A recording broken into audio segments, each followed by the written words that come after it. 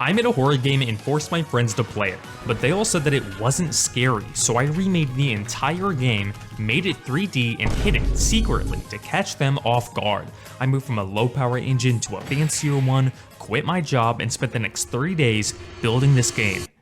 Since I've never made a game on Unity before, I went with visual scripting, and since I'm not an artist, I went online to see if I can find a scary model to use as the enemy. I didn't want it to be a monster, as I find real people to be more scary than fictional creatures, so I found this creepy old man, gave him a weird wave animation for Mixamo, and set them all up. Since this game is a remake of a Scratch game I made for a one-week jam, Xenophobia, the game loop will be the same. You're a kid who's been tasked to hand out candy during Halloween, and your mom left, meaning you're all alone by the front door. Your goal is to hand out all the candies left, but there's a creepy stranger hanging around. If you don't close and lock the door when he shows up, I set up the setting of the game, which is inside your house, and I created a quick front door and gave it a lock you'll have to hold to keep the stranger from breaking in. To make it obvious it actually locks, I changed the color to red, but this will probably be different once I actually give everything a texture instead of this weirdly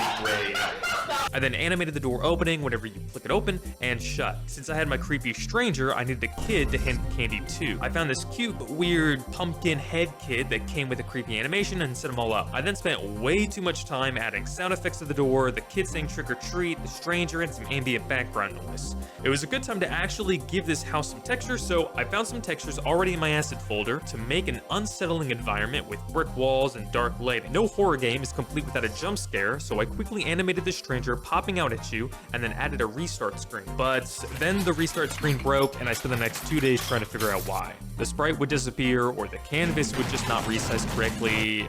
Using Unity after coming from an engine that's just colored blocks was a huge change, so most of the problems were flying over my head. But then I figured it out because the canvas wasn't set up properly, which broke the sprites as well. So I fixed that, and then finally the restart screen was working properly. I needed a way to win, so I found a pointing hand online, edited it in Photoshop to only have one messed up finger, and made it a clickable button. Whenever you've successfully given out all of the candies, it would rise up, allowing you to press it and win the game. I like when games have their HUD baked into the actual physical world itself, so to show how many candies you have left, I made this side table with a candy bowl on it. I then animated the bowl whenever you clicked it, and had the candies disappear one by one as you give them away. So far this is going pretty smoothly, I'm making great time. I mean, how long has this been? A couple of days?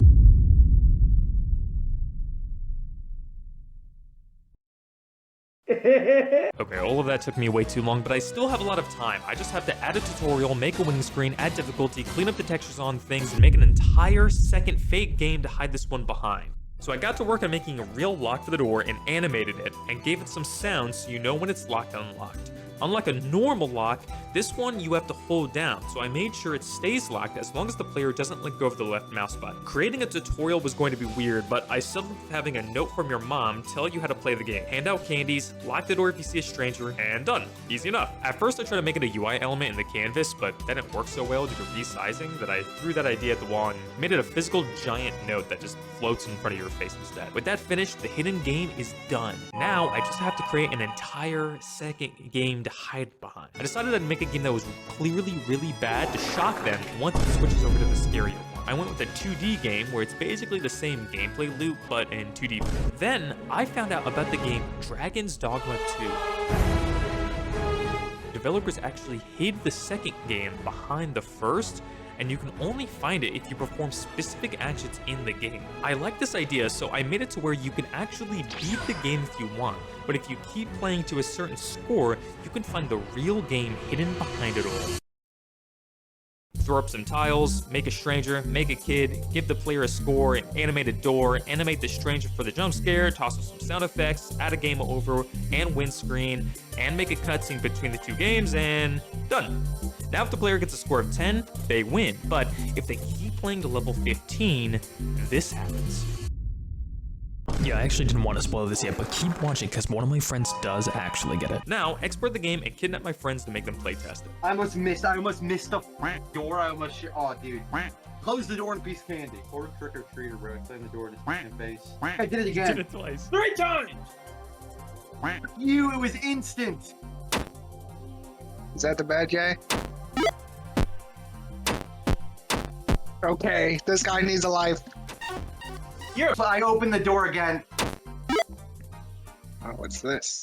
Oh, wait. Chris got a score of 14, by the way. 14? Yes. I thought it stopped at 10. There's a time limit? There's not a time limit. You ended it. If I don't wait for the sound to completely end, will he not be gone? Only got really Elena lucky. did it seriously. Only Elena. Elena got 13. Yours was 14. Jake already beat I'm your the high world score. champion. Not true. He literally already beat it. Not true. But can't Jake get back there? Like, I'm getting mad. This game is training you guys. I'm leaned in so far. I'm just like a goddamn chimp. I'm at 14.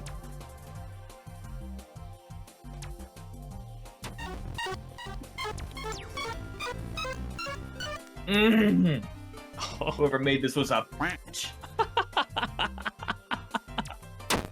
Ah! Who doesn't have a window by their front wall? It's look. What are you blaming the kid for? What, you know what? Not his. He didn't build the house. I'm directly blaming you for it. What?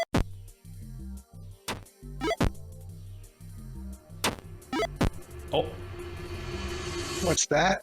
I'm a superior gamer. My game sense organ has actually become enlarged. Too much training. Too much training. Too much liquid gamer in it. I have a G Fuel IV. you're sorry. Definitely can't do it, but I believe Jake can do it. Bro. You can, bro. I watched you. You died at 2. You died at score 2. You died at score 2. Well, you died at 2. I actually died at 2. at score 0 at one That's point, actually. crazy. I don't even know how that's First time possible. I died at score 0 because I didn't know how the game worked. What if I want to keep going now?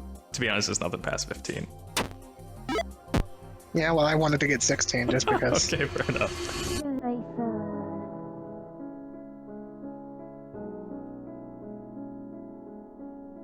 Okay.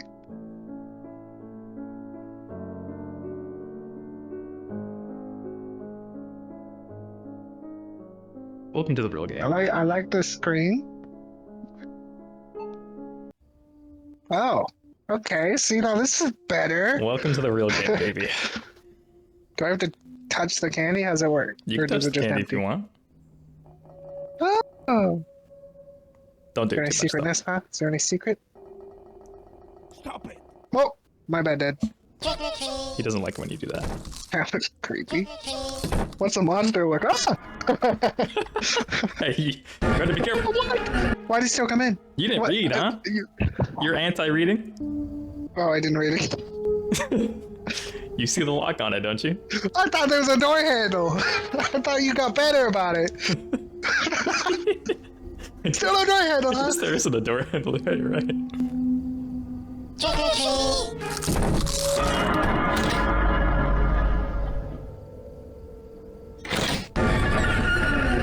If you want to see the ending, go ahead and download Xenophobia 2, the link's in the description.